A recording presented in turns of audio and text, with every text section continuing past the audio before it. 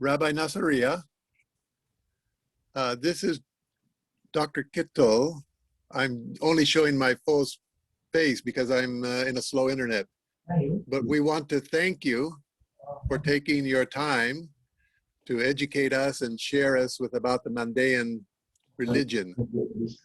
We are very curious and interested to know more. And everyone recommended you. You're the best source. So we get some time with you. Thank you. Thank you so much. And thanks for the invitation and giving me this opportunity to be with you and to talk to you in many things, including Mandaism. I have long experience with the Unification Church and with the UPF as well, from the very, very beginning, like 22 years ago or more. So where's the I'm just going to wait for Greg. He's going to be like an MC and introduce him. I'll sort of go through your bio. Wow. After. So when he comes, I'll set up and I'll. Yeah, it's been a long journey with the UPF. As far as I remember, since probably 1998 or 99, when I first Gridstone here, there was only approximately 14 members in all Australia from the Unification Church, and we've been working together and attending many conferences. I've been working for you. How are you? How's your family? You're very good, thank you. Yes, sure. So, yeah, thank you so much for coming, RabbiNasoraia. It's very, very wonderful to see you after some time. I'd like to introduce everyone who's attending this meeting. First of all, Dr. Robert Kittel. Dr. Kittel is chairman position of the Asia Pacific region. We call him Chonri-Wan. Yeah. And then also we have Ahara, or Ursula McCacken, there on the top left. Yes, she is our UPF Secretary General for the Asia Pacific region for Universal Peace Federation. We also have Dr. Julius Nalingam on the right there at the top. He is the Vice President for the Asia Pacific 2 region, which incorporates 20 nations, including the Oceanian nations and some Southeast Asia region. So he's joining us from the Philippines. I think Dr. Kittel, you're joining us from Korea, right? Correct. Yeah, and Ahara, you're joining us from Bangkok? Yes, true. Okay. And of course, here we have Reverend Saki Yamada. He is the chairman for the whole Oceania region for the UPF and Federation. Yeah.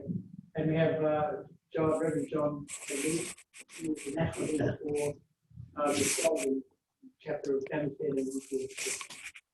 Yeah. So, yeah, I'd like to introduce Professor RabbiNasoraia to everyone. I have his bio here, which I'll read out before he makes his PowerPoint presentation. Okay, here it is on the screen. So Professor RabbiNasoraia is a professor of Arabic and history of religions. He's working at Mardin Hartuklu University and at the University of Sydney, Honorary Associate Department of Studies in Religion. He's also a researcher at the Department of Ancient History at Macquarie University in Sydney.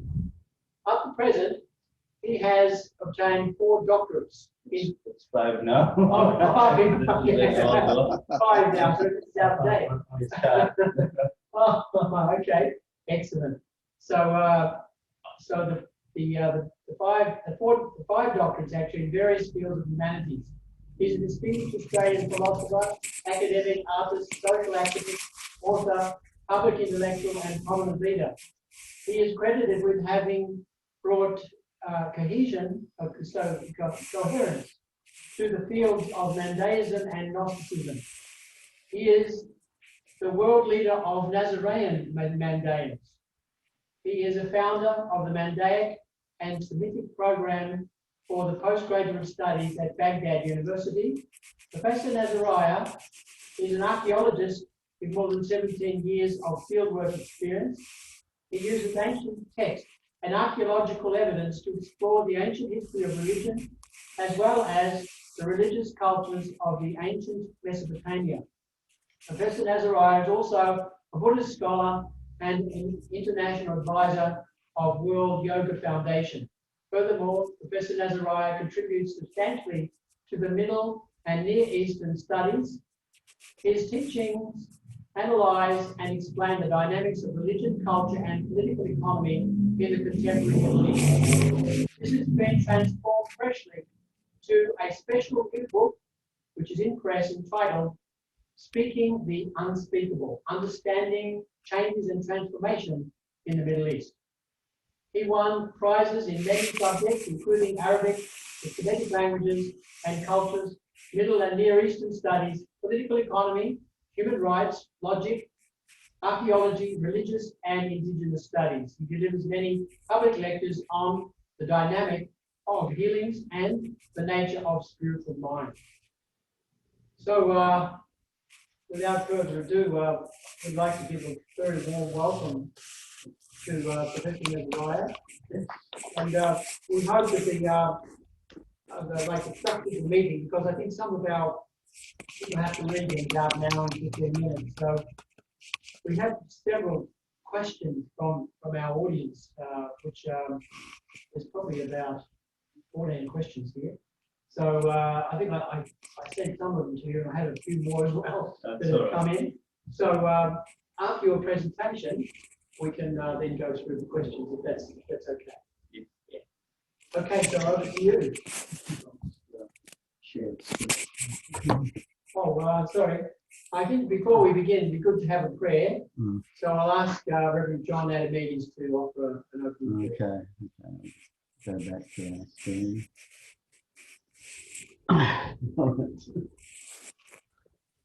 Okay, I'll just offer a prayer.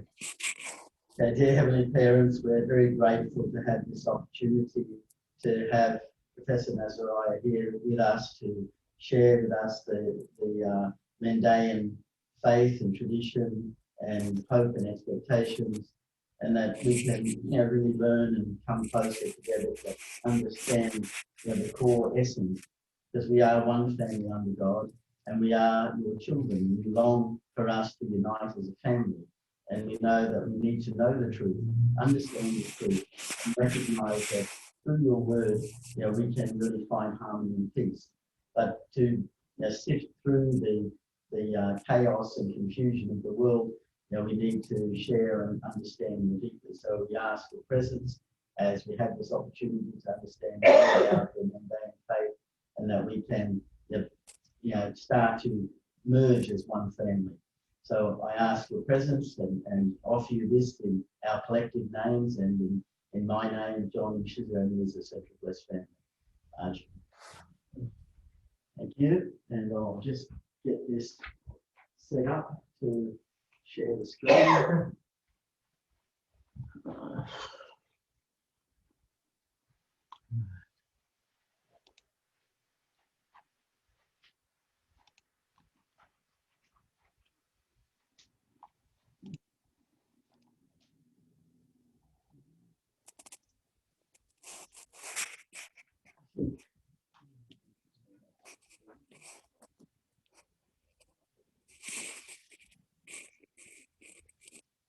Hello, everyone. Hang on, just curious, which screen are you seeing? They asked you. Use the Okay. bigger one. I know, this is okay. Oh, okay. For others. Yeah.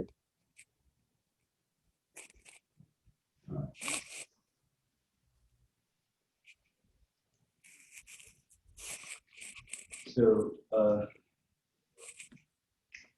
the medallions represent a very unique and ancient religion. It's Dr. Kittle sort of typing something. You can hear. Dr. Kittle, I think we can hear, if you could go on mute, because we can hear some scraping from your side. Okay. Thank you. So the medallion represent the last Gnostic people from the ancient time, and especially from the time of antiquity and late antiquity, and they have a very unique and sacred teachings which connect to the old civilizations and old spirituality, let us say. And this is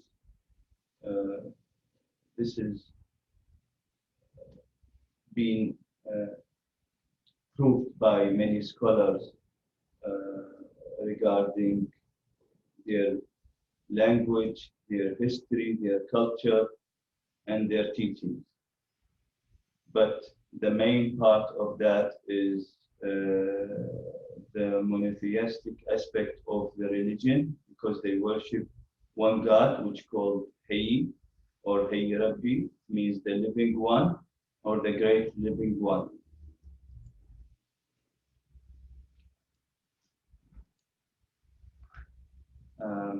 So there are in the holy books, as we will talk about it later, many teachings about how to worship one God and how to dismiss any other gods, and to be in a special relationship with God. But to talk a little bit about the background of medallions, they consider to be a Semitic nation, one of the most ancient Semitic nations, especially in the Middle East. And so they used to live in Mesopotamia, but also they lived in Syria, Jordan, and Palestine or Israel, and part of them also in Egypt. So they share that kind of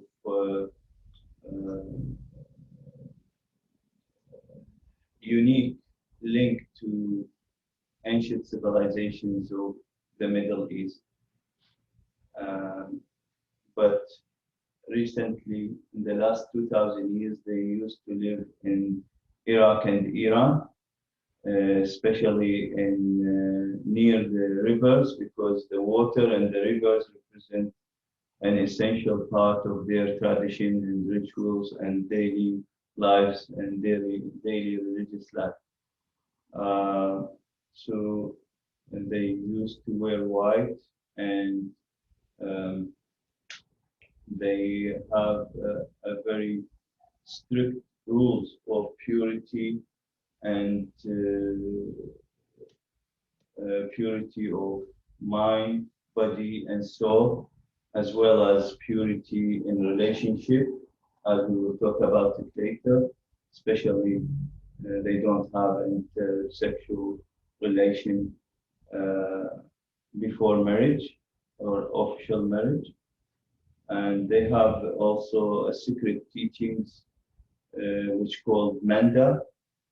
Manda represents, it means literally gnosis or sacred knowledge, which they have to be having that kind of relationship with God, to have that spiritual knowledge and connection.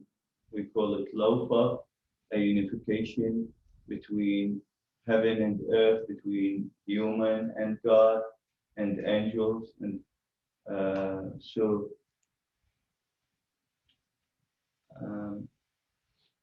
so they lived in ancient Mesopotamia, and they have a very unique links to ancient civilizations like Sumerian civilization, Akkadian, Babylonian, Assyrian, and other Middle Eastern civilization who ruled in Persia or Iran, as well as in the other part of especially Syria as well, and Egypt.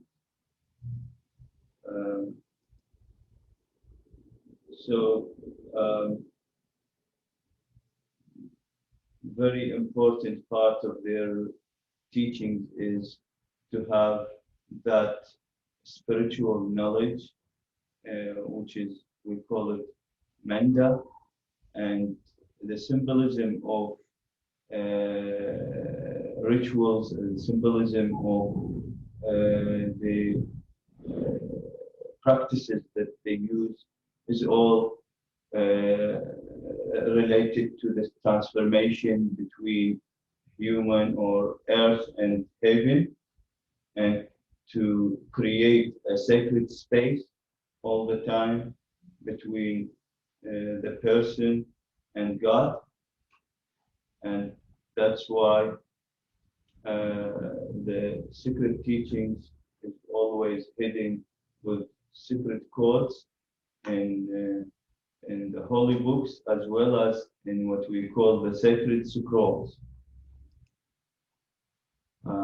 As I mentioned before, they have a very strong connection with the ancient Mesopotamian civilization, like Sumerian civilization, and the empires that is ruled later, especially during the Sasanian period and Parthian as well. Archaeologists found many archaeological evidence related to their existence, especially, for example, incantation bowls. They found thousands of these in many archaeological sites. I'm still working in cooperation with the Iraqi Museum to decipher many of these ancient writings, and this is belong probably to the 4th century, 5th century, and so on. So the portion of these incantation bowls in Mesopotamia, approximately 30% of these incantation bowls belong to the Mandaeans, while the rest would be subdivided into the Aramaic ones, Jews, and some Syriac and Manichaean incantation bowls. And they have very ancient artistic tradition, which is connected to the sacred rituals and sacred religious teachings. So at the present, they are very well known as jewelers and artists who deal with fine jewelry, with painting, with carpentry, and ironsmiths. They are trade people, and from the ancient time, they are very skillful, and they play a very important role during the Islamic periods. And they transfer the knowledge of the world from Greek and Roman and other parts of the world into Arabic language. So they basically lay the foundation of new era of knowledge and science. That's why philosophy and all other fields, being the knowledge of the ancient world, been interpreted into Arabic language, and most of these interpreters and translators are Mandayans, as well as there are some Syria interpreter, but they play a very central role in that, and they work in the palaces with the Caliphites and the ministers. So they create a new world, and they developed most of the existing science nowadays, including medicine, pharmacy, astrology, and geography, and other fields. That's why their influence in the Arab and Islamic civilization is so clear, so important. And part of that as well, when they call, there is another name for Mandayans, which I didn't mention. They call them also Nazarians, which is the ancient Nazarites, from which John the Baptist and Jesus as well belong to that sacred group. It is similar to Qumran and Dead Sea Scroll people. They hide in certain places, and they practice and learn and practice special arts, especially the art of healing that we call the art of healing, which they do miracles and they do perform things that's extraordinary. And there is another name which is known by Arab and Muslim called Sabians.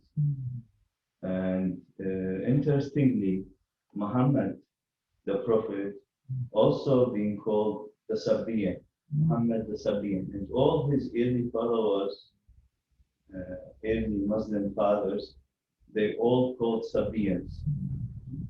And from that, and also they've been mentioned in Quran in a very respectable way.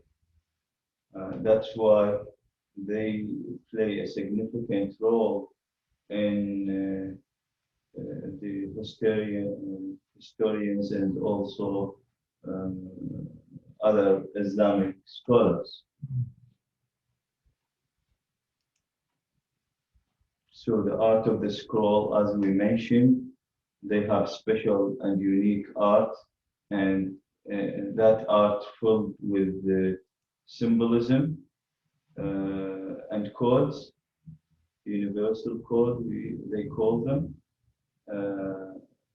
and it's all connected and interconnected with rituals and nowadays things. So this is like an example of comparison between nowadays rituals and the symbolic drawings and the art, as you can see more about. And this is a very unique art. There is no, art during civilization and history is a huge subject.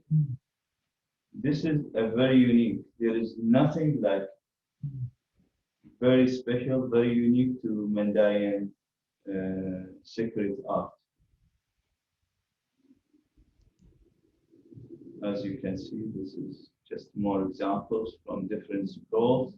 This is the temple, and how they initiate the temple every year, like a church, but it should be on the river and should be built from natural material as well. This is all art and these kind of things and rituals connected to the cosmic actions and rituals and unification between human and other beings in the world. Because Mandayan believe that there are other creatures and beings living in the world, not only humans.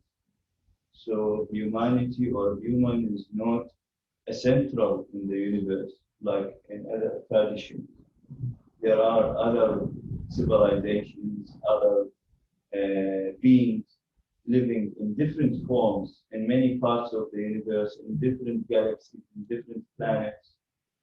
And they mention, that's why they try to illustrate the images of these beings in a unique way, like a space people. And the heads, as you can see, it's all kind of decoded language they use in the secret scrolls.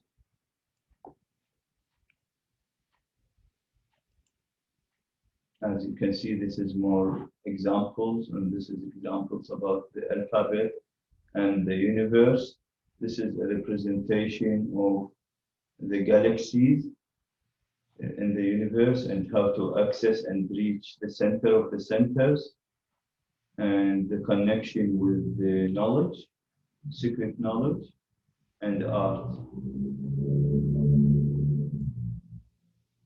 This is just one image of spaceships they use, which is used to transfer beings from one world to another, using these ships, according to the text, speeder than the speed of light. They move. So the Mandaean used to hide in the marshes and in the southern Mesopotamia, especially in Iraq and Iran, for many centuries, until recently, because of the war and the dry of the marshes and persecution, they fled around the world. During the 16th century, some Western scholars and priests being introduced to the Mandaeans, and they tried to record them, tried to understand and study their sacred teachings. And the first scroll, or the first ever writing, reached the West. It was in the 16th centuries in the Vatican. Still there is a scroll being obtained from the Mandaeans at that time. Anyway, so at the beginning, they confused them. They called them Christians of St. John because they follow John the Baptist. So they call, this is the last tribe. The Jews said this is the last tribe, one of the lost Jewish sects. And so there are great interest from the West, especially during the last few centuries. And nowadays, it is generating more interest for many scholars, like reviving the study of Mandaeism. So the Sabian be mentioned in Quran 3 times as the people of a book. However, because of persecution from the Middle East, they've been forced to leave, or being killed or raped or kidnapped by some or many extremist groups since especially during the last Gulf War. So many of them fled Iraq and Iran, and this is only a very small number remain in Iraq and Iran. This is just statistic to the priests and to the Mandaeans who still live in Iraq after the war. So I've been invited by Minister of Education and Culture in Iraq to attend Iraq after a long period of, disconnecting with my country. I've been working at Baghdad University for many years, and I try to help them to establish. This is all Mandaean shops, jeweler shops is empty now, as you can see. It's all empty. This is like plaza, many plazas for the Mandayan shops where they do their jewelries, but it's all empty now. As you can see, this is in Baghdad. So I've been working at Baghdad Museum on these ancient. There are also lead scrolls, which is also more ancient than the incantation bowls, belong to 2nd to 4th century AD. I've been still working on them in a big project, as you can see. If you click on the link. So Yeah. yeah, this is just some comparison with other unique civilizations, especially in Dora Europus in Syria. This is a representation of the angel Gabriel and their connection with Haran. I've been working in Turkey, as you probably know, some of you as well. So I've been excavating in many places in Turkey, especially in Haran and Göbekli Tepe.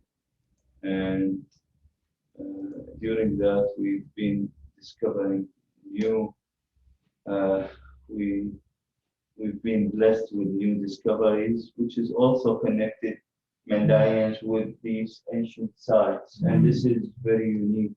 It's never done before. So I discovered a new tunnel actually. I don't want to get involved in all of these, but this is just part of the work and comparison with the other Mandayans. This is part of the channels, secret channels of water. And this is the construction of the Mandayan temple. And interestingly, we found the most ancient, we discovered the most ancient, this is still in Haran, comparison between Mandayan scrolls and the new discoveries there. This is Professor Gary Trump and some other scholars at Mardin Artakla. This is in Haran. We've been doing big jobs there to reconstruct the ancient city. You know that it's also the city of Abraham, where Isaac's wife taken. Anyway, here I found that special place in Tenor. Here it was a secret hiding place, and I was the first to enter that section. It was very dangerous. But anyway, this is just an example of the work we've been doing for the last 8 or 9 years. This is also from other scholars. We found these images similar, very similar to the secret scrolls images as well. See all that stuff. Many places. This is the Mandayan ancient temple, and it's called also the House of Knowledge, Beth Manda, the House of Gnosis. Okay, where they worship one God, the Great Living One. So it's the sacred space. It's a different site.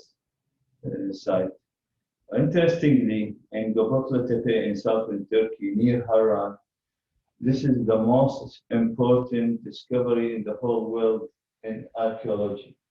Because before that, people believed the first spirituality or the first temple or the first civilized human being exists like 3000 BC or BCE. Now we found in that site, like nearly 12,000 years ago, the first temple ever in the world. a proper temple, and it's a huge temple. It's not, and this is in the period of hunter-gatherers, not even before agriculture period. And this is the official site of Göbekli Tepe, the most ancient temple in the world. Big stones, and they don't know how they built this at that period with that kind of knowledge. They don't know. They didn't see any human or animal remains in the. So it's not. People used not to live in the temple. They live beside the temple, and seem that they come regularly or during certain seasons to offer their prayers and spiritual things. So I don't want to get into that a lot, but this is just comparison. This image is on the stone, and it's all very, very precise points with the mapping the stars at that time. You can see the scholars, many scholars been working on this site from around the world. So all these images, there are points that it's like mapping the stars and the images and the movement of it from one season to another. As you can see here, this is all done by other scholars, not by me, but it's just giving you an example of. And there is a very important part that I want to mention later. So this is all just examples of what they've done and what's represent. And this is advanced knowledge if we take it seriously in that time. Very precise, very precise. See, different kind of. And they tried to find any similarity between this temple, Göbekli Tepe temple, and any other temple in the world to the present day. They couldn't find any similarity. They found only one example, which is the Mendayan temple. An Italian group who've been excavating also there. They discovered this connection. This is all an example. I don't want to get into that, but it's very interesting. This is the construction of the site. Try to save it. It's all long work, but it's nowadays. It's many scholars believe that the people who lived in Göbekli Tepe, they are the ancestors of the Mendayans. So we've been working there very hard and tried to. Here, as you can see, this is the Mendayan temple. This is an illustration by Lady Drawa done in the last century, and this is the diagrams of that done by Lady Drawa, and the comparison done by the Italian group in special reports to mention the similarities between the Mendayan temple here and the Göbekli Tepe temple, especially regarding reconstructing this site according to the Mendayan temple. So this is another images of ships, spaceships being used to for transformation. Okay, so the Mendayan used to wear white, especially in the rituals and prayers, and they use baptism as a central ritual and practice. They call it rasta, the white dress, which symbolizes light, purity, and life. The language is Mendaic. They use Mendaic language, an Aramaic Semitic language. Only a few hundred still speaking that language. It's a dying language. We try to save it. So there are terms, as I mentioned, Sabian and Dayan, Nasoraeans, and other terms that is being used also in the Bible and some other references regarding the name of ancient Mandaeans. So there are approximately 76 sacred books and scrolls being discovered to the present day. And the main holy book called 14Apr the Great, the Book of Adam. So the teachings of Adam and Eve and the early prophets like Seth, son of Adam, Anush, as well as Noah and Shem, son of Noah, and John the Baptist, also been included in the great treasure, the Book of Adam, as well as there is a special book called the Book of John the Baptist, recently been translated into English. It was only in German last century, but now it's translated into Arabic. This is the Book of Adam, the Book of John the Baptist, and there are many other sacred scrolls. As I said, they worship one God, which is also called the King of Light, the King of Kings, who is emanated from itself or himself. So there is nothing beyond God, and he's the creator of everything. One of the sacred names of God also called the Great Mind. So Mana Rabba also called, and the infinite truth, Kushta, the divine truth. This is all names of God.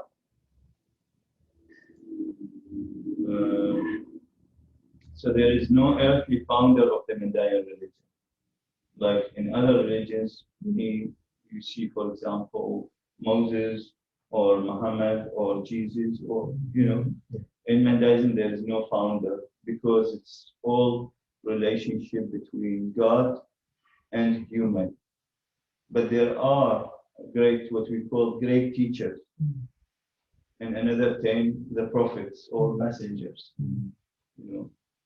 Like Adam, there are, as I mentioned, Adam, the first complete earthly human, and the great teacher or master or prophet or messenger. Seth, son of Adam, Shem, son of Noah, and John the Baptist, the last great teacher. Who baptized Jesus? This is one of the images from the churches. This is John the Baptist, this is Jesus, and all other things. So Mandaean focus on Menda, gnosis, or knowledge, or enlightenment. That leads to deeper knowledge, deeper enlightenment, called Nazirutha. The Nazirutha art, which is deep wisdom and deep knowledge. And these two, the first two, leads to what we call Kushta, the truth, the ultimate truth, leads to the path of truth, which is the path of God. It means deeper into relationship with God and with the universe. That relationship called Lofa, or Lofa Adhiya and Minda Adhiya, the universal union, which is based on love and everlasting happiness of life and gnosis of life. Rituals, there are, ritual foundation of Mandaeans based on faith in one God, faith in the angels, faith in the great masters or teachers, the prophets, baptism, fasting, Fasting is not like in Muslim fasting. It's fasting, it's a spiritual fasting from killing, from lying, from, doing bad things or wrongdoing, and also blessed arms and prayers, daily prayers. They do 3 prayers. We will come. So faith, as I mentioned, one God, great creation, worlds of light like heaven, light world beings, angels. They believe in the divine, dualistic forces as well. Great teachers. Also John the Baptist as the last great master, and also the saving knowledge, gnosis or mandatory gnosis. They practice daily 3 prayers, and they face north. Baptism is essential. Purity is essential for body, soul, and spirit and mind. This is the prayers. Prayers and meditation during baptism, and also blessed arms, giving the food, helping, and also fasting. We got 2 kind of fasting: great fasting, and which is from all negative things, negative thoughts, and Zuta, the little fasting, which is from any kind of meat or eggs or fish or anything during 36 days. Baptism is essential and central to Mandaeans as a way of transformation to the other world, to the other realms. It's not only to ask for forgiveness and washing sins, as in some Christian traditions. It's also a method of transformation and purity. So they practice frequent baptism and fresh running water because of the energy and because of connected with natural sources, the sources of huge energy with water and nature.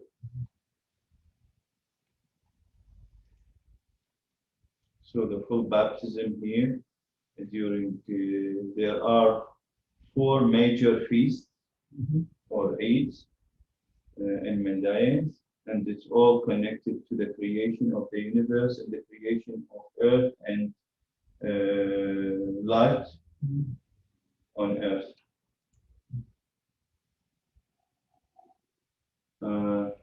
Mandaean also performing baptism during wedding and all Sundays, and defilements if somebody feels. But the first baptism should be after 30 days, 31 days of born. So they baptize children, and also then they can practice baptism as much as they want. Usually people practice. There's a self-baptism which is practiced daily. There are every Sunday baptism. And this is Jordan, the holy water called Jordan, which is also similar to River Jordan, that's where John the Baptist used to baptize people, including Jesus. And living water represents the emanation of the divine source. This is all symbolism and connected with the creation and the relationship between water and creation. It's a deep and wide subject in Mandaism. And also, when you look at the Bible, for example, and the story of creation and the relationship between water and creation and man, in Mandaism, it's deeper than that. This is just more explanation about baptism and the stages of baptism. I don't want to get into that because of time. but this is just images how it is done. I have a special article called Christian and Mandaean Perspectives on Baptism, done many years ago, but it's a comparison between Mandaean baptism and Christian, different groups of Christian baptisms, where many Christian baptism lost the original baptism way of doing, but the Mandaean, they didn't change at least 2,000 years till now. They never changed anything in their practice. And this is the uniqueness where the scholars and theologians and everyone try to find out how things developed, especially after the death of John the Baptist and after the death of Jesus, how the disciples developed the rituals and developed the teachings, because there are some kind of arguments between the disciples and students of John the Baptist and Jesus as well. There's kind of comparison. That's why the disciples came to Jesus and asked him why we don't have prayers, why we don't do baptism like John the Baptist and his disciples, and then Jesus said that famous prayer, the Father of Heaven, and RabbiNasoraia, some of them have to go in about 30 minutes, and they so they have questions. have questions. But Okay. this is extremely interesting. Yeah. Yes, we can start with questions, and then we will complete whatever. Okay, that'll be so great. Yes. So, They can stop sharing and just see. It's all right. Stop. yes. All right. So that's everyone. The first question that I have is there an understanding about the fall of Adam and Eve in Mandaeism? Because in the Bible it says they fell. Yes, and also in Quran as well. Mm. I think similar story. In Mandaeism, no. Mm. The creation story is totally different. Mm. And you can see this is very interesting because the creation has many aspects. Mm. So the creation starts with the creation of the pre-creation. Mm. Before creation, there was creation. Mm. Because the aspects of God's on the universe and the creation of the universe, this is called pre-creation period. And then when the most recent creation happened, or we call it in Mandaeism, it means literally the great creation or the Big Bang, literally translated. There are thousands of Big Bangs in Mandaeism.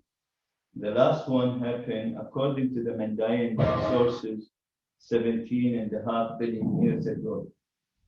And the creation of Earth happened, according to the Mandaean records, happened approximately 3.5 billion years ago, and created from gas, liquid, and solidification later. So there are some stages, and life started from one cell. And I did my PhD, one of my PhDs, in one of the secret scrolls at City University, a secret scroll called the Great Creation, or the Big Bang scroll. And in that scroll, they illustrate the development of life from one cell until the uncivilized human, then to the creation of Adam and Eve, the full perfect human being. So there were some kind of development. However, the creation of Adam and Eve and the complete human, intelligent, complete human, involved the angels. Of course, God ordered the angels to create life on earth. And the main purpose of creation especially the creation of Earth and life on Earth, is because there was a curiosity and there was disorder in the universe because of the dark forces and dark energy, and all that was unstable. So they bring light and life into the universe through creating some middle side, which is Earth. And in that, they develop life and bring water and light and all these elements essential to create life on Earth. And there was a suffering and failures in the creation until, you know, they succeed with the help of God and the pure sources of creation to create Adam and Eve. So, and all that happened because Adam and Eve, they have spirit, but they don't have the soul. So they've been like any animal, you know, acting, and that creation of a complete Adam happened approximately half million years ago, according to the Mandaean calendar. It's 460 something 100 years ago. Nearly 500,000 years ago. So there is no Adam and Eve created on earth. They've been taught by the angel Gabriel and other angels, and they didn't. We don't have that story of eating that fruit or the apple or whatever, and they have. It's the importance of knowledge, because God blessed them with an inspiration of knowledge, and knowledge is called also mana. Mana means the mind or the great mind, and also represent the soul as well. So because of that, because of the soul, Adam and his generations opened their eyes to the truth, and they been baptized by the angel Gabriel, and they started the real human race up to the present day. That's why Mandaeans, the religion itself is not being practiced on earth. It's being practiced by other beings in the other parts of the universe, and also by angels. So, I mean, the kind of prayers and worshiping and the way of receiving knowledge and connecting with God, and that kind of performance in the universe as a living being, doesn't matter where is the creature, what kind of creatures are, but it's important to have that kind of unique practice. And that kind of religion or practice or knowledge transformed to Adam. So they taught Adam the teaching of the universe, the teaching of God, which is not only practiced by human, because the religion itself, if we call it a religion, it's not only for the human, it's for any creature. The same way that the angel worship God, we worship God. The same thing. So that kind of teaching and practice, including rituals, being transformed to Adam and his generation. And by doing that, they have the saving knowledge. So the Savior is not an earthly Savior, but it is a spiritual Savior, which is called Manda al-Hayy, gnosis of life or knowledge of life. So your faith, your soul, your connection with God. It's your Savior. It's not an earthly Savior. You don't need an earthly, you need a teacher, yes. But you can be, anyone who reached that kind of deep connection with God, deep faith, deep wisdom, can be a great teacher. And yeah. And the other thing is the view of Jesus. Yeah. And from Mendaism, and also the idea of the Messiah, because and the idea that John the Baptist's family, especially from the biblical account, Elizabeth was related to Mary as a cousin. So there was some sort of connection of lineage between John and Jesus. Yes. So how does Mendaism see Jesus and so on? Yeah. Yes, there are some references, historical sometimes, and also biblical references about the relationship between Elizabeth and Mary and the mother of Mary as well. In Mendaism, there are references to the family of John the Baptist and also to Mary, but they didn't specify that kind of cousin relationship, if you know what I mean. Yeah. However, in Mendaean tradition, John the Baptist being born into two very old parents, like 99 years old the father and 88 years of a mother, and this is a miracle by itself.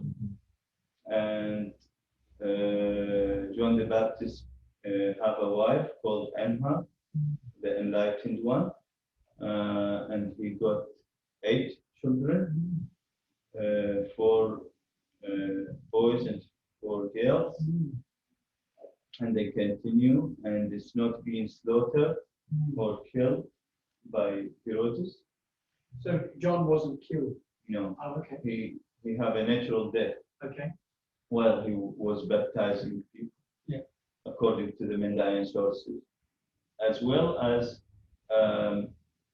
Jesus considered to be one of the disciples of John the Baptist, or one of the students who came to baptize and take the baptism of John the Baptist, and he couldn't do any preaching and any kind of teaching until he baptized, and that was in the year 30 of his age, Jesus, and his journey took only 3 years according to the Bible.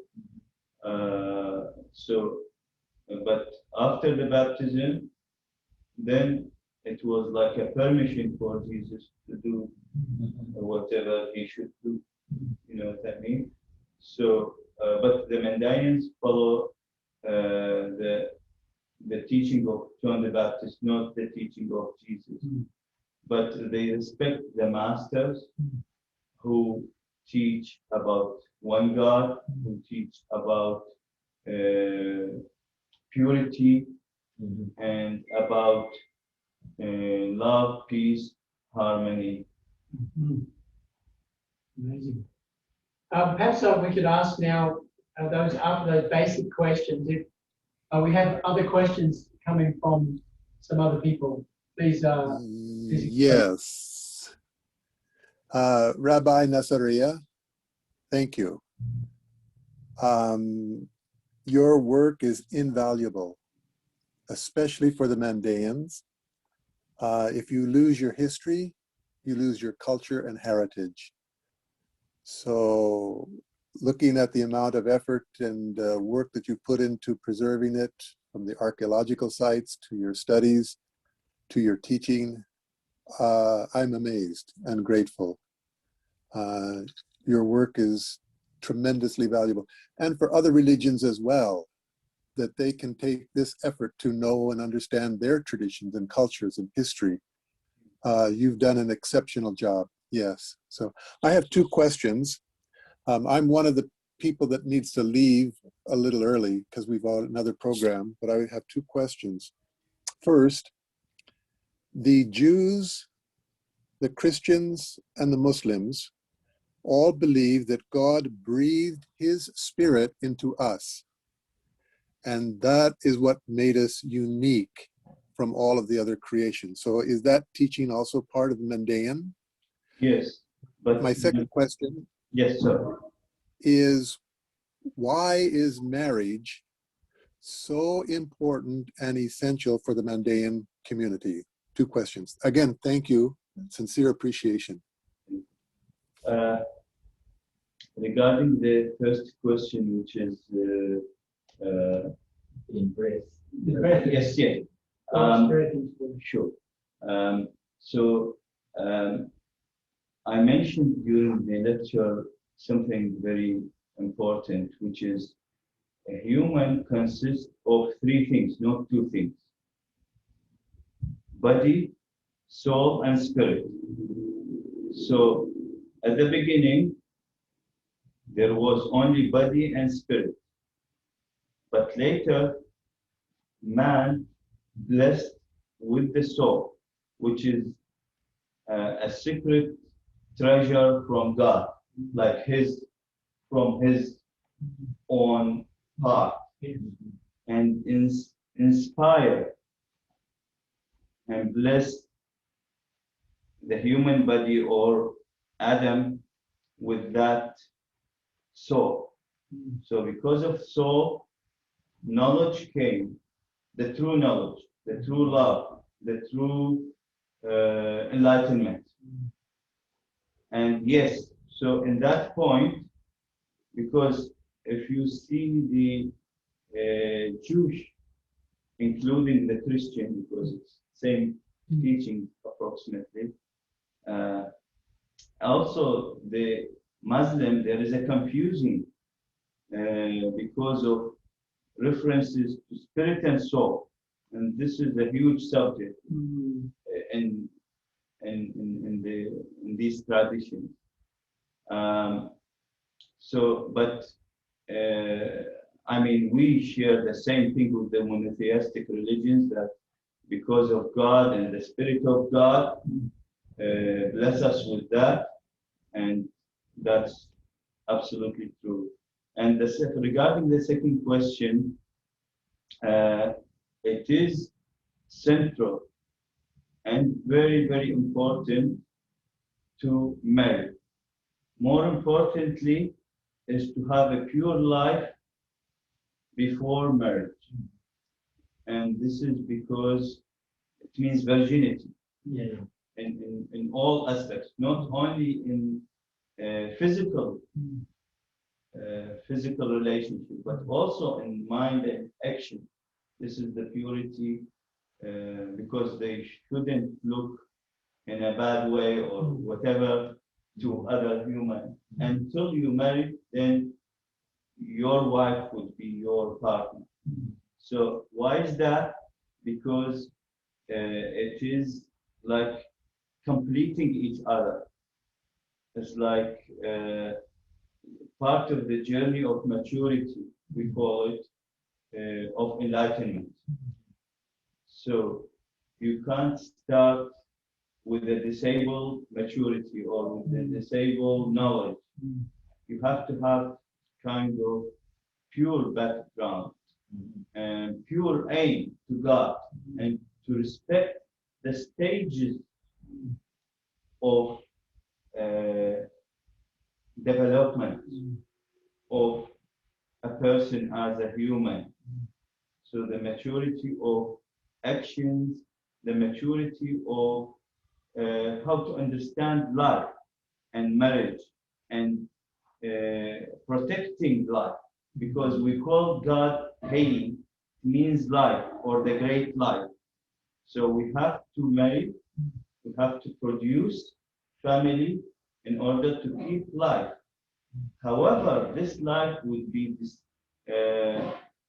what we call it, defiled if we don't protect it and live it in the right way, and according to God's teaching, according to the Master's teaching, to have a pure life, to have a good understanding to the life and to the practice and why we are here, where we are going in the future after death.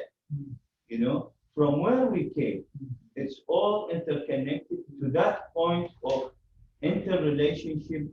When you have a partner, you respect that partner as she respects you, you know. So you build a small universe. Even when we do the ceremony, we do a realm here for them, as well as we create a realm for them in the other life. So they have to be lived together during this life and the life after. This relationship, this marriage bond would never be broken, should never be broken. Yeah. That is so parallel to our teaching. Yeah. That is like Very important. that is like Yeah. very interesting. Thank you. Other teaching, other questions, please.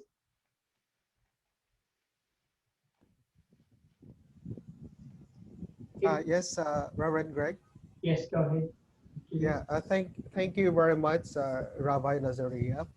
It's very enlightening to understand more about Mandayan as a religion and as a culture. Just related to the question also of Dr. Kittle about marriage. What is Mandayan belief or teachings about marriage and family after the earthly life, like in the spirit world? What is the belief of Mandayan about the Yes. marriage? Every couple, when they marry, during the ceremony, there will be also a realm for them, like a space, a place in the universe, like a world for them by themselves.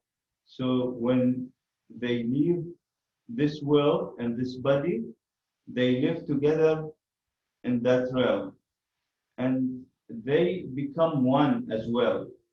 One spirit, one soul, even one spiritual body. They will have, both of them, one spiritual body in that bond, like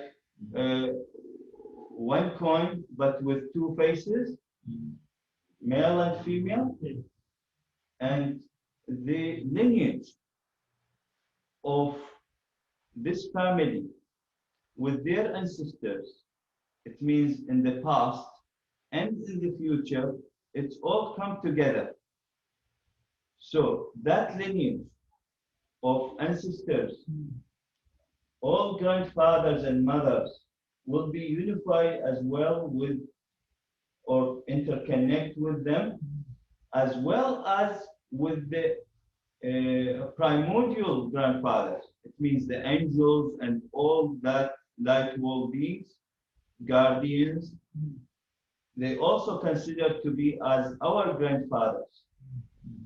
So it will be a connection and unification. However, there is a special realm between those two, as one identity, one entity, one being, entering the realm of God together as a one, not as a two. So in Mandaism, it's not like in mathematics 1 + 1 = 2. However, it's in Mandaism, it's equal to 1. 1 + 1 = 1. That's how it works. Good. A lot of parallelism with also our belief with our teachings from Father and Mother Moon about the unity of husband and wife, even in the spirit world. Yes. Thank you very much. I have another question here is like the concept of like where history is heading, and it's like we call it eschatology. So it's like like Christianity, for example, believes that the Messiah will come and then there will be a transformation into a heavenly world and people will be judged there and so on. And so there's, I think also in Islam, well, I'm not so familiar with that, but there's some kind of a transformation that will take place at the end of history, and that some people believe that we're close to that because of all the confusion in the world. What about Mandaism? Do you have that kind of concept? To a certain degree, yes. In Jewish and Christian faith, it's a little bit different than the Islamic faith because they have what they call the Day of Judgment, where the soul or spirit comes again into the body, and there will be a revival of the body, and there will be a judgment, some kind of that. And the judgment day where everyone will, when they die. In Mandaism, it will be taking thousands of years. I mean, there is kind of prophecies and also teachings about the end of the world. So first of all, there will be probably soon there will be a third world war, and it would happen by pollution of air, because it happened with fire, it happens with flood, happened with other things, killing by sword and all that stuff. But this time, it will be a disaster by air, a pollution, probably. And after a long period and many thousands of years, there will be like a new beginning of a new race on Earth, which is one race, one human race, without any division, a pure one. It will be created after the extinction of the this current race, after many wars and after many transformations. And yes, there are references in Mandaean sources regarding the end of the world. But the judgment day is not anyone who passed away will wait until that day. No.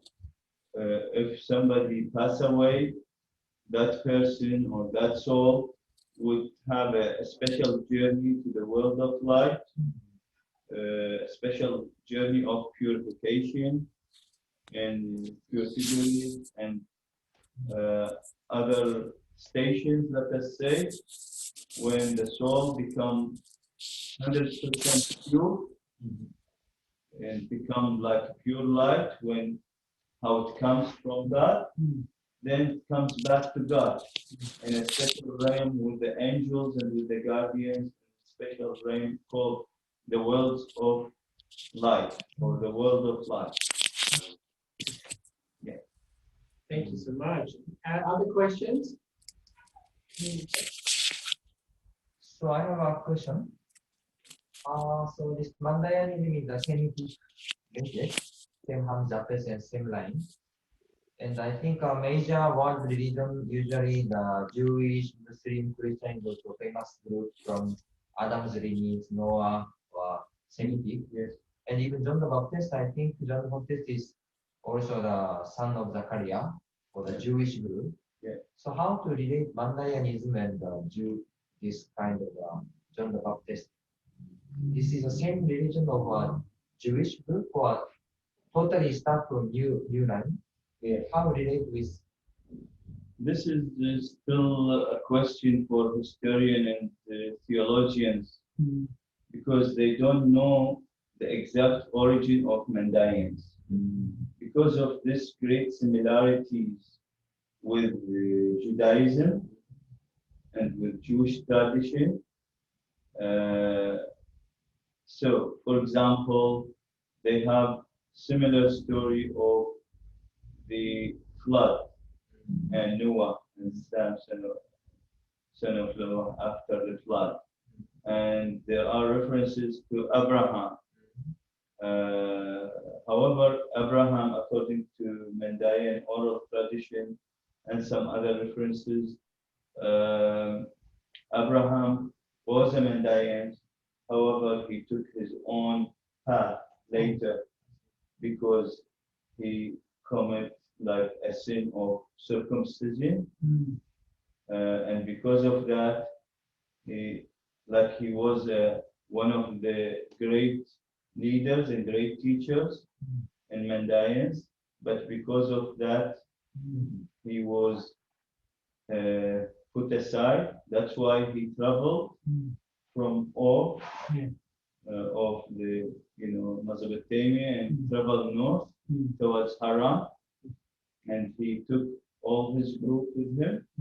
So it's like a special lineage from Abraham started from Mandaeans, from Mesopotamia, where, for example, the Bible and even Quranic sources said that Adam and Eve being created in Eden, Garden of Eden, okay? And Garden of Eden, according to, scholars, they consider this geographic place to be in Mesopotamia and North Ur, where, the flood happened as well. So Abraham was a Mandaean, and he traveled with his group into north and established that new lineage of Isaac, Jacob, and Moses later, and Jesus and John the Baptist.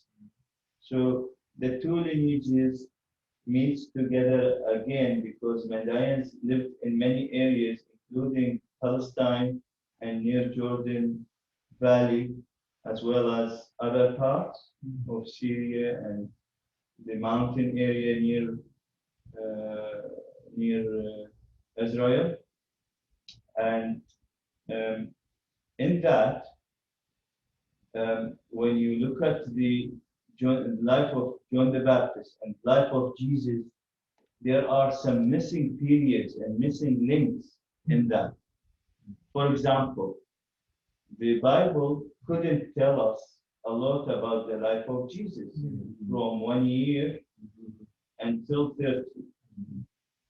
Only a few references when he was in the age of, for example, 12 or whatever, he did this, in the age of that, he did that, only glimpses. And also in the Bible, there is no great references about John the Baptist. And when you look at the performance of Jesus and John the Baptist, because they are great teachers, what the great things about John the Baptist and Jesus? It's their performance, especially regarding healing. And the art of healing is belongs to the Mandaeans in particular, because till the present day they have a special teachings to the way of secret healing, like revival of death, the disabled, heal them, the blind, and other kind of things. So healing is very important, healing the soul and healing the bodies. And this is done through a special teachings by special schools of Gnosis or Gnostic schools, hiding somewhere in Nazareth or in some other places away from the central Jewish authority in Jerusalem, for example. So that's why when you look at the Dead Scroll people, they don't represent the mainstream of Judaism. They disagree. So when they disagree, where they go? They go away in special places where they practice freely their teachings and their knowledge, and they taught that there. And this is similar to the case of John the Baptist and Jesus. I think they are from the same school. They share special lineage, special relationship, and probably also cousins. So there are many relationships from which we have this great two teachers who transformed the world. Because at that time, John the Baptist was the great figure in whole area in Judaism, because everyone was following him. If you look at the Herodes references and other references about John the Baptist was very famous, but he wasn't he didn't live in that area. He lived according, for example, to the biblical references in the wilderness, in isolated places, and he came to warn people about wrongdoing, about their future, about God become angry about them, or losing that relationship with God. So he was warning people, he was baptizing people, including Jesus. So it means that new era, new beginning comes. And this is how history, what we call the cycle of history, comes. It's always there is a cycle with great teachers or great people who did influence and change the history of man on earth. I have a question. Before, can I beg to leave? Okay. Dr. Julius and I need to leave for another meeting. But again, most sincere appreciation for taking your time and sharing your vast experience and knowledge with us. I will get caught up with our team, any of the things that I've missed after this point. But again, apologies that I need to leave early, and thank you for your really heartfelt investment for us. Thank you. Okay. See you later.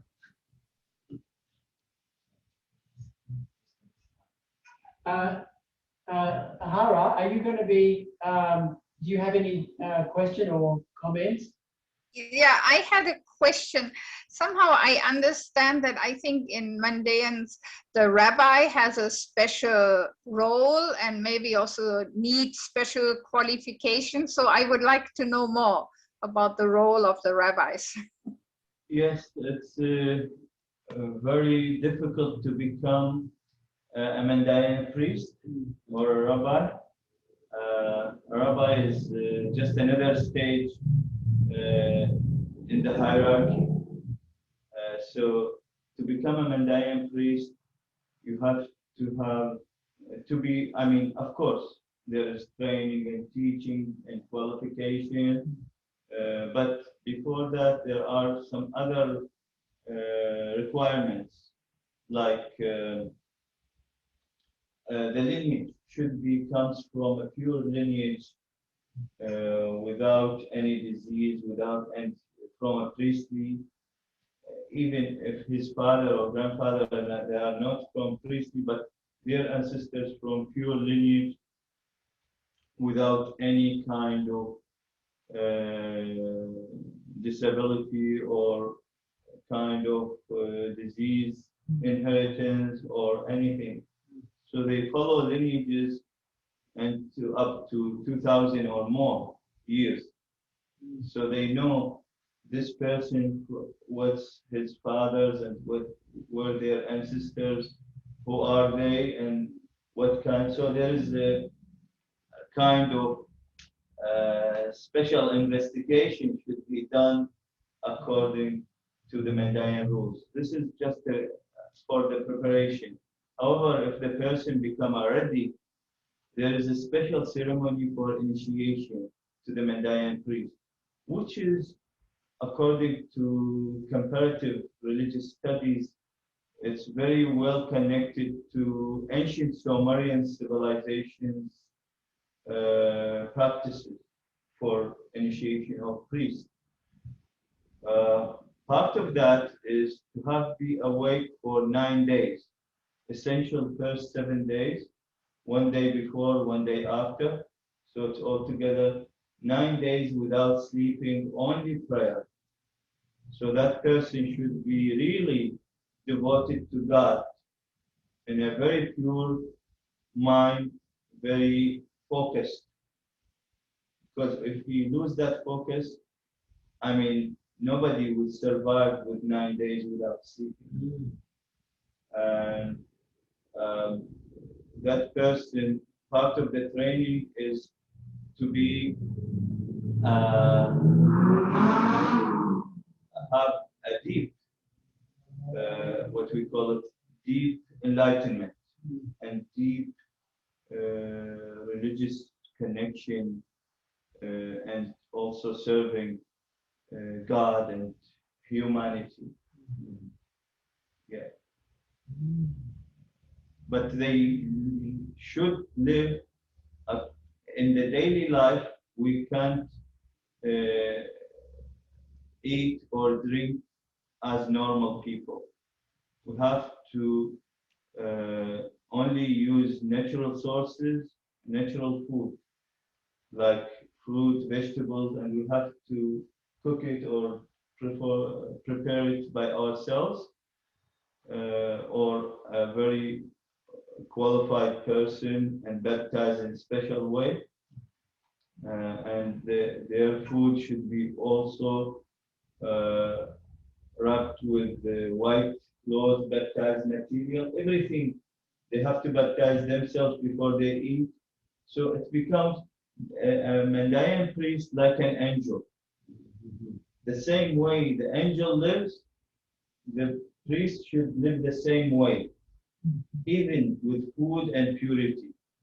If there is a negative thought comes into your mind for some reason, you have to do certain prayers, you have to baptize certain times, you have to have special repentance and special kind of asking for forgiveness. So a Mandaean priest should really represent what he represents, truly. Yeah. Is there a hierarchy of Yes, priests? yes. So start with the priest called Termida, and if that Termida do an initiation of other priests called the rabbi, and if he is also a master, called the rabbi, then the second stage is again zebra, which is means the treasurer who have passed all stages, and we've got also the Rish Amma, the leader. So, for example, at this present day, I represent all hierarchies because I passed them all, and that hierarchy is just also there is a secret hierarchy within the Mandaean tradition called the Nasoraia hierarchy. This is according to the art of healing and secret art.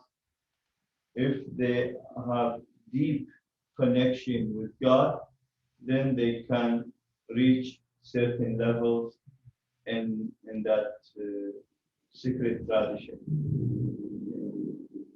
That's so interesting, because I noticed here in your bio that you're the world leader of the Nazarene Mandaeans. And then there's another structure which Mr. Fuad Sobi, which we also know is an ambassador priest. He is the president of the Mandaean Congress or something like that. So it's a different. Yeah, this is community just structure. this is not a religious. No. For philosophy, is just an association Yes, which is try to help the Mandaean, yes, yes. like any other association. So this is not a religious. So, community Yeah, leaders, like I said, community yeah. leaders. I have a question that Yes, sorry, we missed you. No, I missed you. Just this one question, because I fully believe that God is only good and pure. So that always, but this world is not good. So I want to know, do Mandaeans believe in an origin to evil, or is evil eternal? Evil is not eternal because everything starts with God, and God is pure, light, and good. Yeah. You know, and love. Yeah. So everything started later. As I said, there are pre-creation period. Then the later creations were what we call people start to have not full knowledge. When they lost that kind of full knowledge, then disorder came, foolishness came, disorder came, and the world expand as well. And since everyone responsible for his or her action, including the other beings in the world, so they will be judged according to their actions, including evil or Satan or the devil or whoever dark forces we call them are. However, on earth there are forces of light, forces of darkness, and human in between. It depends on that kind of enlightenment and faith, and the relationship with God to follow which path. And that's where a critical choice should be made.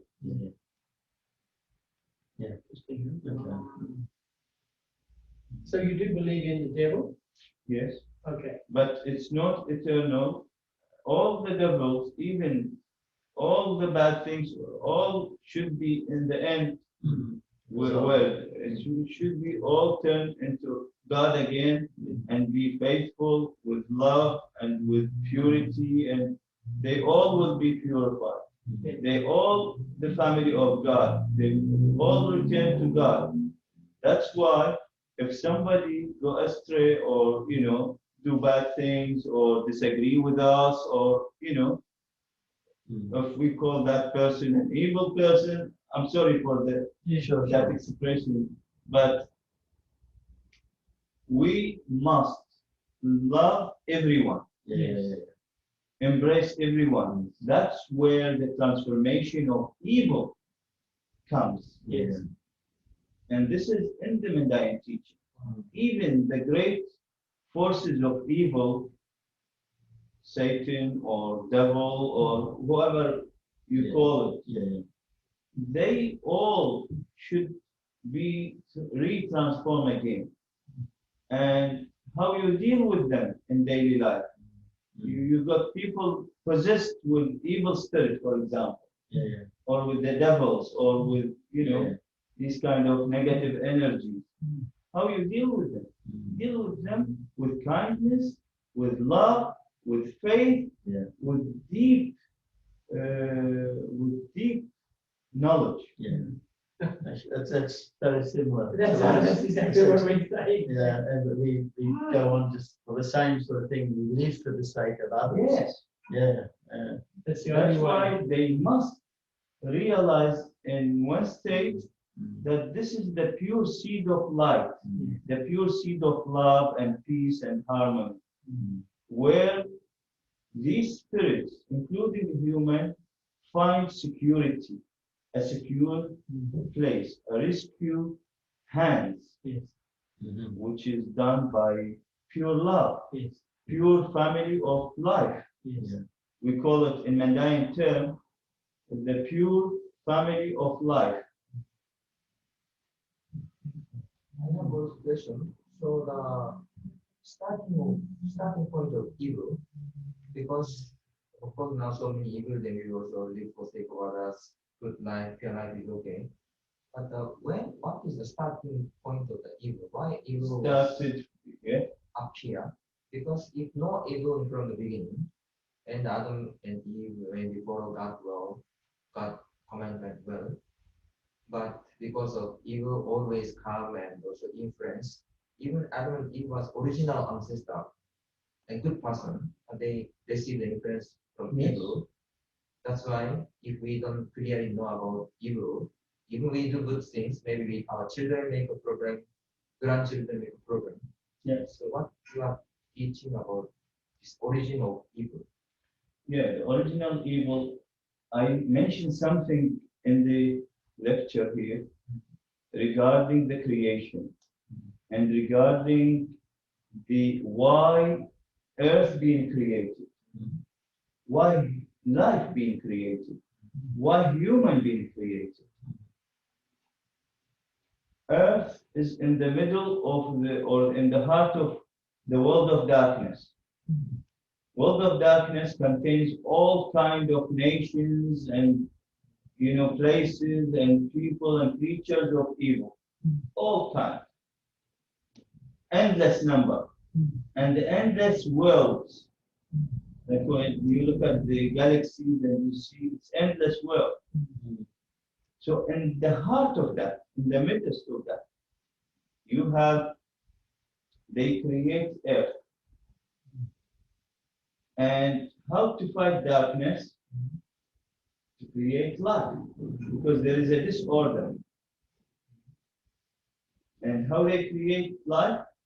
By bringing light.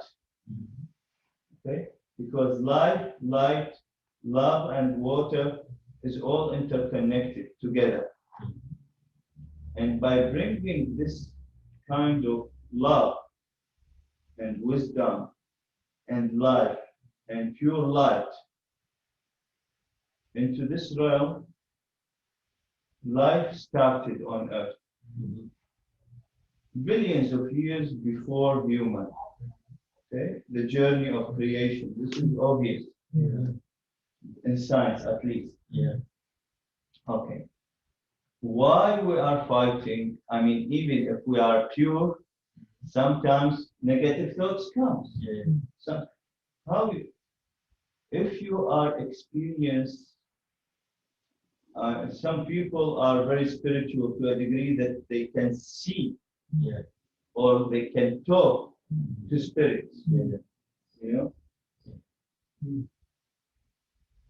You can see, according to the descriptions of the great masters like Jesus and John the Baptist, and all, even before that, and Adam, they talk about creatures or beings, which is called, for example, evil or Satan or this and that.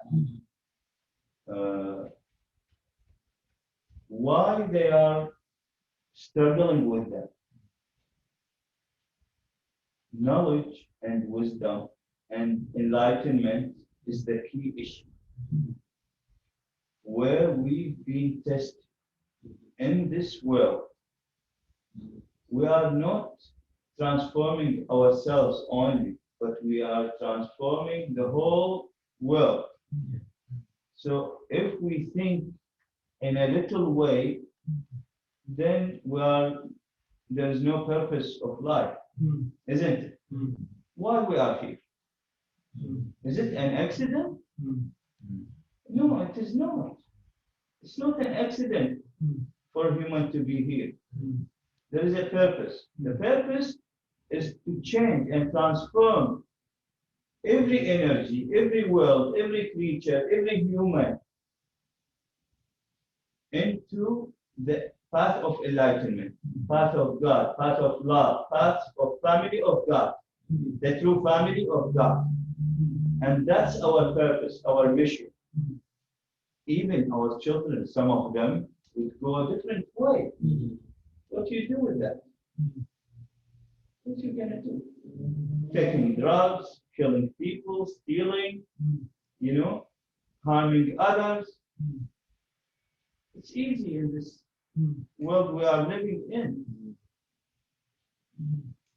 So our mission is to do what we can to enlighten people, to bring and settle them with love, with teaching, the good teaching, the teachings that would not separate us, the teaching, the common things and similarities that bring us together.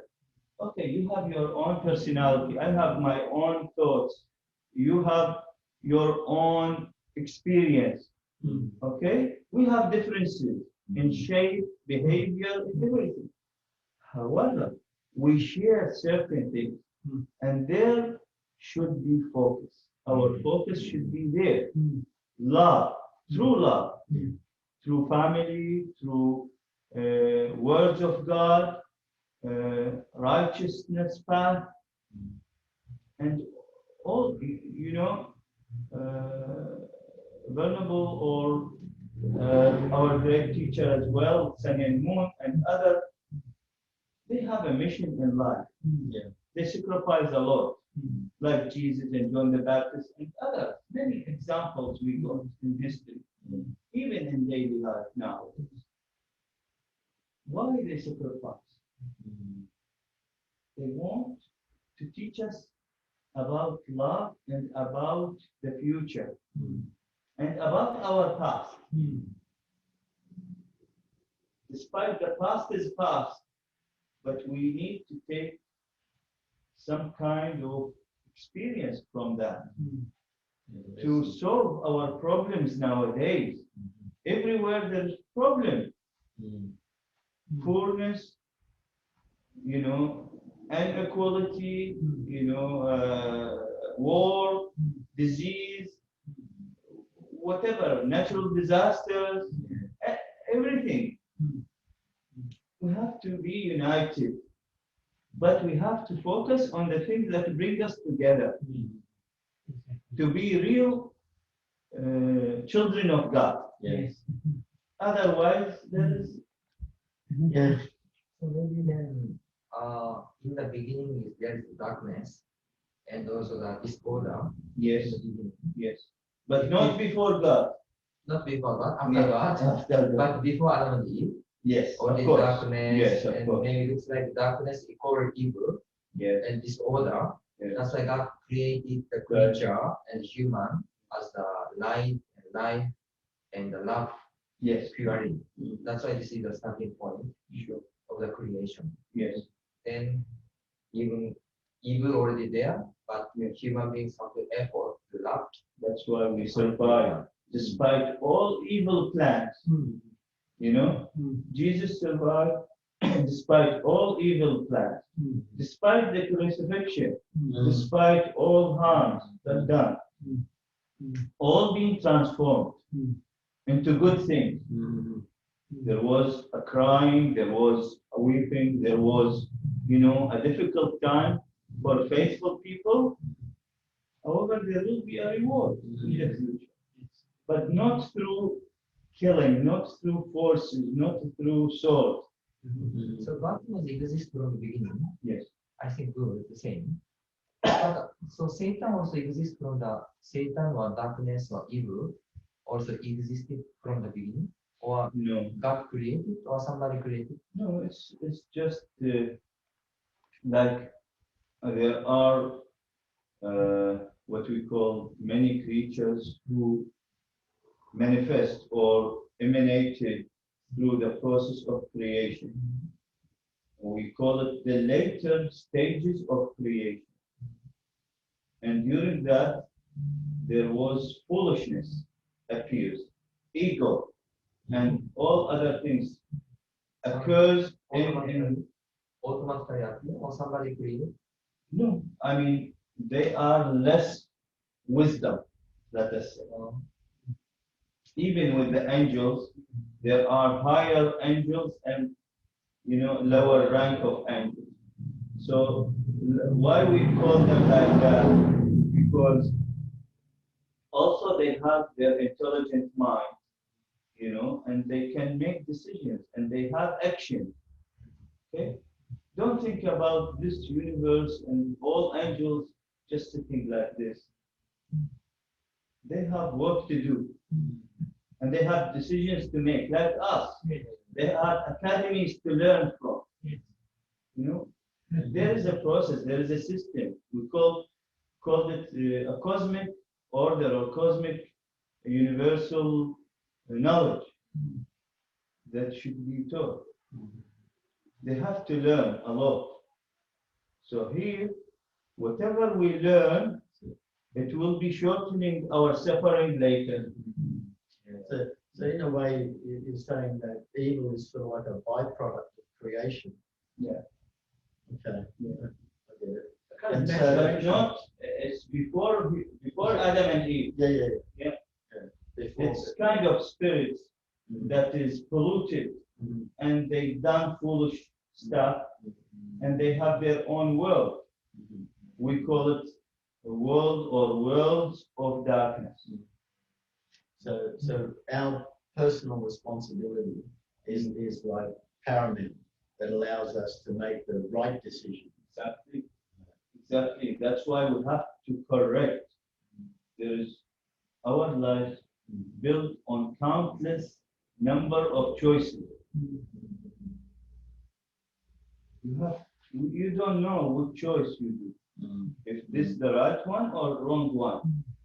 If this an evil choice or even if you think deeply about it, sometimes you lose your direction. So it's a critical world we live in, very complicated.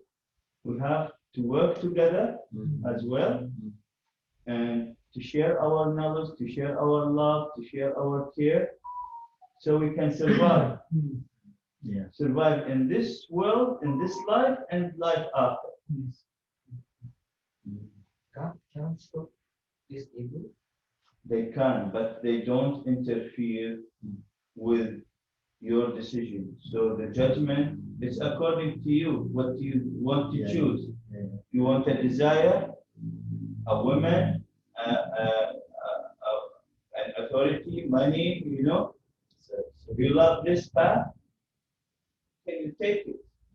But you will see the consequences later. So we have to choose our destiny. Yeah. I mean, it's not to choose, for example, to be a poor is the right choice as well. Or to be a weak is the right choice. To be a strong and rich, but not only money, but rich of wisdom, rich of experience, rich of love. I've got another question that someone asked here. If people cannot convert to Mandaism, how can Mandaism save the world?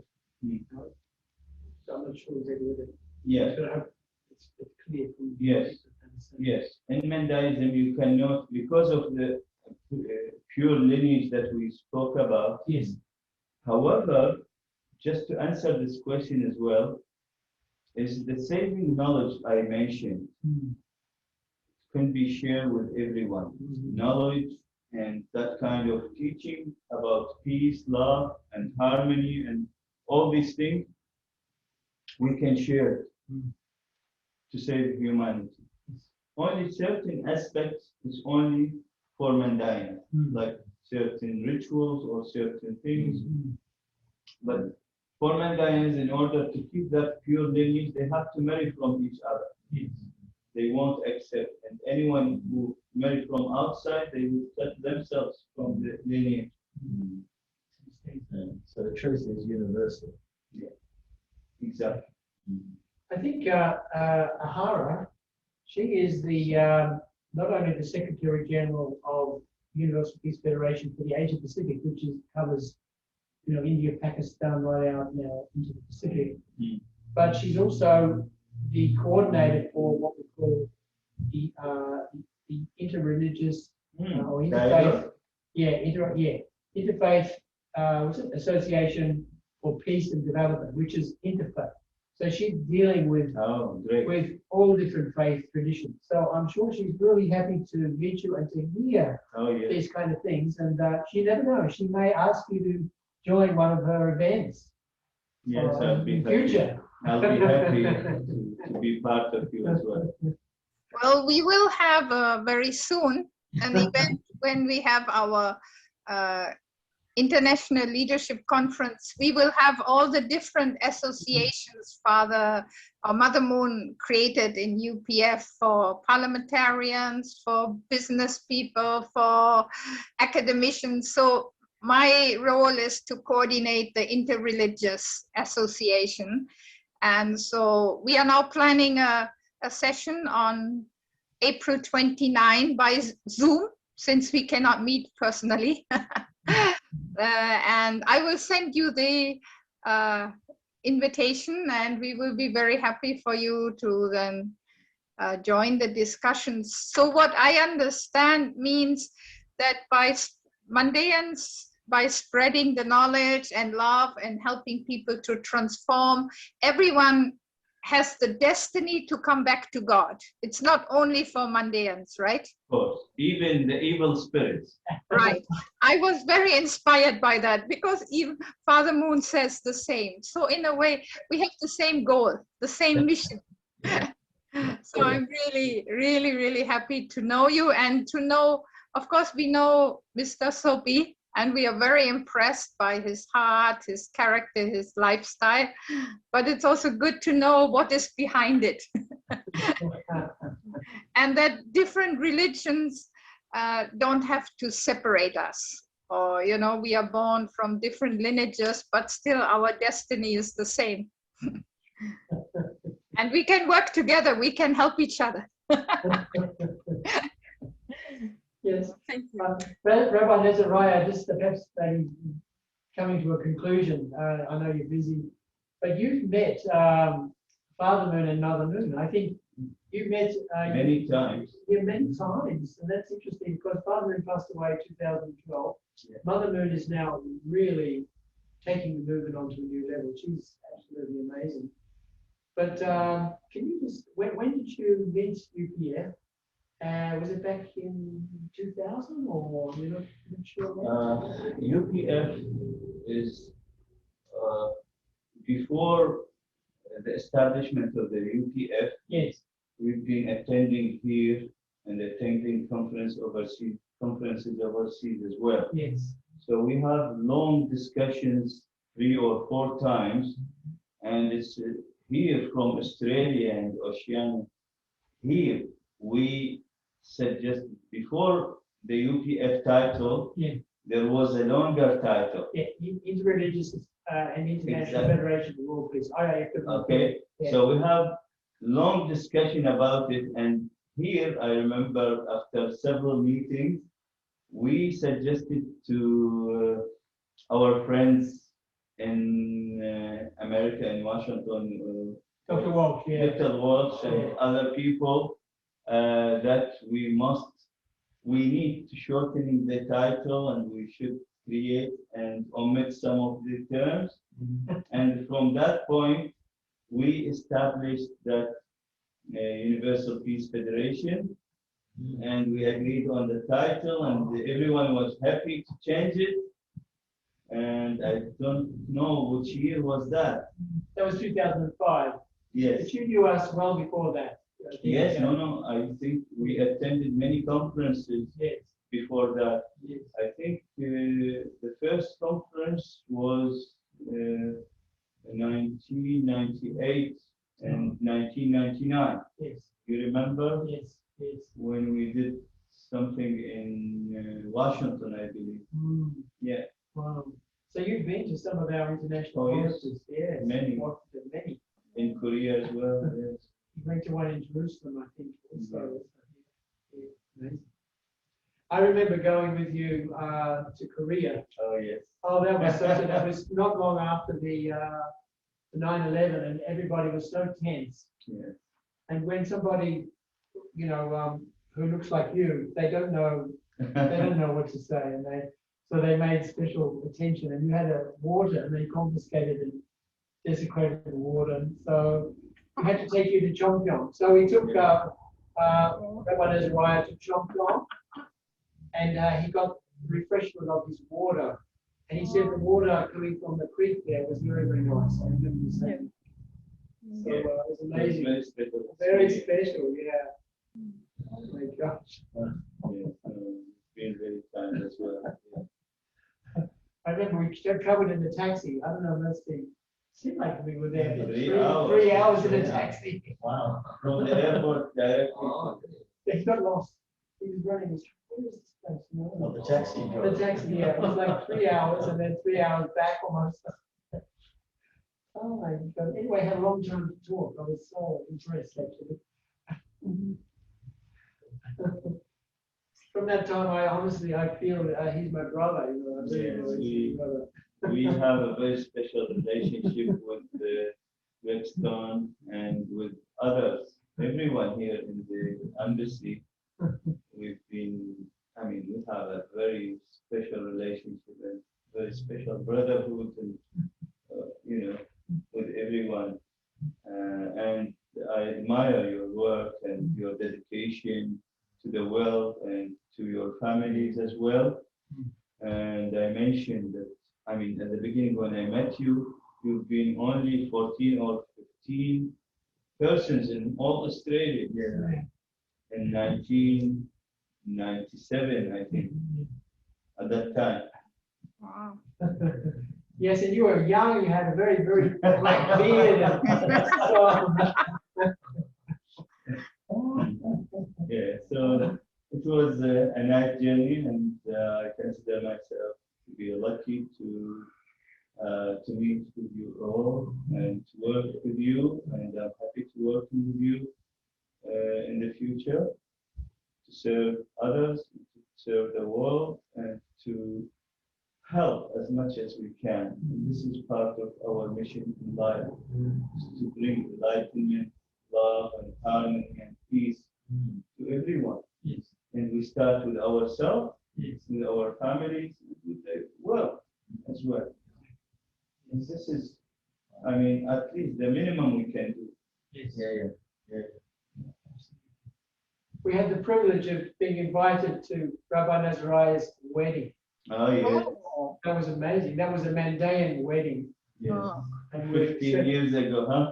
15, was it? Yeah. Oh my I have God. 3 kids now Oh, in wow. the high school. Wow. You attended with, what's her name? Katrine. Catherine. Yeah, that's right. Oh, so nice. Oh, wow. 1,200 or 1,300 person attended that wedding. Yeah. The biggest hall in Australia, I think, and in Sydney, So beautiful. yeah. So the wedding, it's a one-day event, or it goes over more than one day? It's 1 week, 1 week? 1 week event, but Sunday is the major event. And before that, sometimes we do celebration, which is not religious, only just, Yeah. invitation and celebration and singing and, but on Sundays, usually we do the religious part. So is there a baptism involved? Oh, in yes. it? There It is. must be baptism, 2 baptisms before wedding. So you should be in a purest level to enter that relationship, the highest level of purity, to enter relationship and to give the pact of truth, the pact of marriage. Oh, beautiful. 3 children. How many boys and girls? 2 boys and 1 girl, What ages? like 14, 13, and 9.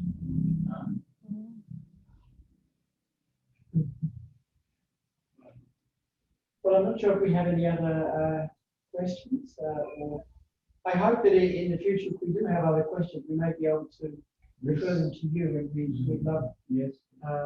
because we really want to understand, deeply Yeah, we can speak. I can speak later about also the special journey with Dr. Moon and his movement and to your people. Yes. Uh, it's helping a lot and it's growing, I believe, and we're going in the right direction. Yeah.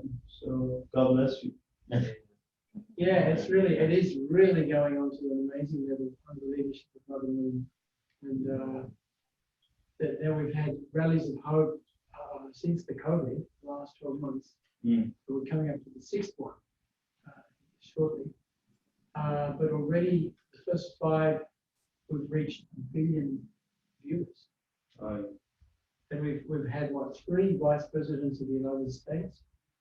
We've had several heads of state and government, but also many religious leaders. An amazing testimonies from even a high-level Hindu level of people, Christians and people, even Muslims, that they really support what we're doing. So yeah, it's amazing what's happening.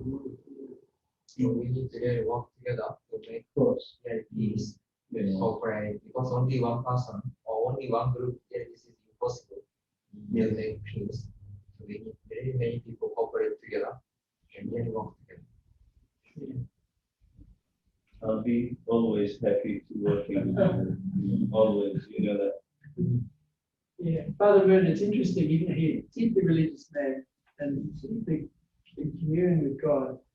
But he said we have to work towards a world transcendent of religion, meaning transcendent of the different barriers that divide the human family, so that we can actually come to the point where we live with God and we love each other beyond the boundaries. And that's why we have to be wise enough to realize that point. Yes. Otherwise, if everyone stick with the ego and selfishness and I am the best and anyone else is nothing. This is big problem. You have to put this aside. You have your own special things. Keep it. Your own religion, your own culture, your own language, your own background. Keep it. That's good. Even good. But please let us share. Yes, that's right. Let us share and let us cross that barriers and all borders to bring people to one family like Adam and Eve. So to be all family of life, family of love. Yes. That's if people realize that point, then we don't have war, we don't have poor people, we don't have any problem. We can overcome any obstacle in the world. Even disease, there will be no disease. Yes. Because only love would put aside all, negativities, all, disease, all these things. Because most of the disease we take nowadays is because of pollution in mind and in our heart, in our bodies. Stress. Yes, stress, all kinds of anxieties, and all kinds. That's why when you have love, you don't have to worry anymore. You don't have to be afraid of anything. People fight because they want a secure job. They want security for their children. They want money. They want, they want to prosper. They don't feel secure. That's why they kill. You have a brother, you prefer yourself for your brother. You don't live for the sake of others. Yourself first. And that's the problem. Yes. You see people polluting water, polluting the air, polluting the mind, polluting everything. Look at the media, what they do. It's all pollution. They're promoting pollution. In every aspect. That's why disease comes. That's why insecurity comes. War comes. Families, even people in the same family, have that division and disagreement. It's all because of this. Is there some special activity, for example, they are in the society, many political person or political environment, and they are in program. So how are those people? Is there some special approach or project to them to change them or let them understand? Oh yes, of course. These projects, I mean, you've done a lot, and we are in the community also. We do kind of even we teach people kind of meditation, for example. We teach them through art, for example, to transform them, because art is a universal language. Fine art, painting or music or singing or other kind of art. Also, kind of programs for the elders. You have to take care of the, old people or disabled people, people who are in special needs. Because every family or relatives, they got some people. And when you do this kind of training and helping and inspiration to old people, then you have a wise people to lead. And when you do a programs for the children and for the youth, also you have the future right people to lead. And that's why it's important to have special programs for them through sports, through art, through music, through leadership programs, for example, as well. What else? Sometimes, even prayers. I noticed in your resume you also have yoga. Yoga, yes. Healing teachings as well. We do sometimes teach them some not deeper level of healing, but kind of healing program. Self-healing. Yeah, self-healing. So this is all related to transformation, self-transformation, family transformation, community transformation, country transformation, and so on. Well, thank you so much. It's been lovely to catch up again, and really enlightened us so much. We really thank you so much for doing that. Can I ask you to say a closing prayer? Is that appropriate? Yeah.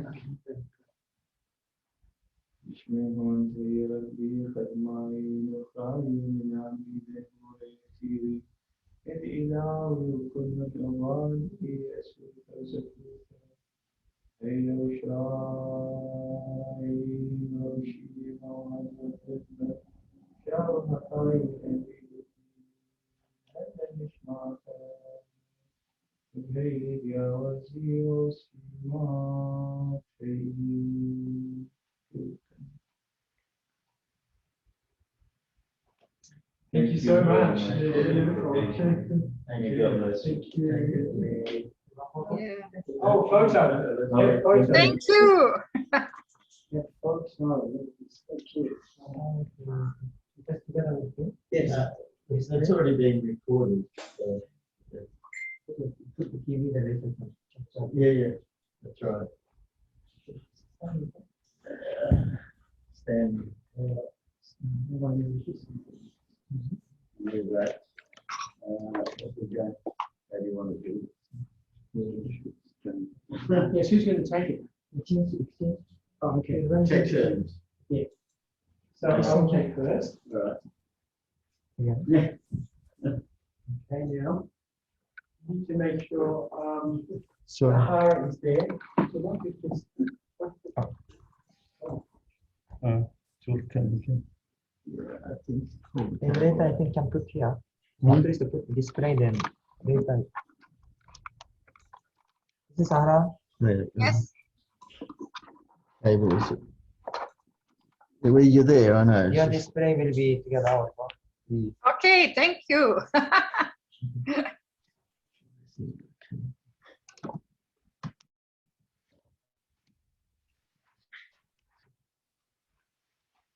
Yeah, understand this here is okay later.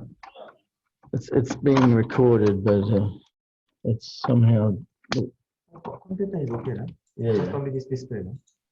yeah. Oh, okay, so it's okay, we can see that, that's good.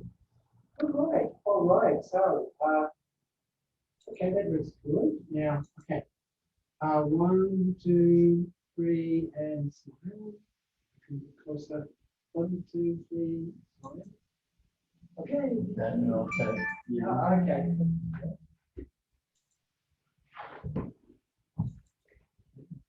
Okay. 1, 2, 3, and smile. I'm a bit closer as well. 7, 6. 1, 2, 3, smile. Okay. Thank you. Thanks for the invitation. Thank you. Yes, thank you so much. God bless you. Thank you. Thank you, Mr. Sahara. Okay. Thank you. Bye bye and see you again. Bye. We'll be in touch. Do you have another time? Oh, yes. Thank you. Thank you. I've got one of, I saw your old card, but it needs to be updated. Yes, many things. Everything you are busy, your schedule? Sometimes, yes, but we can make time Yes. for our meetings. Yeah, if you can discuss more. Yes, of Yeah. course. How to Yes. do. I used to come to Sydney University from time to time, but because of Corona, Yes, it's not work, this one here. it's less now. Yes. It's, I'm glad to see you and Yeah. please keep in touch. Yes, yes. God bless you. God bless you. Thank you. So much. Have a great day.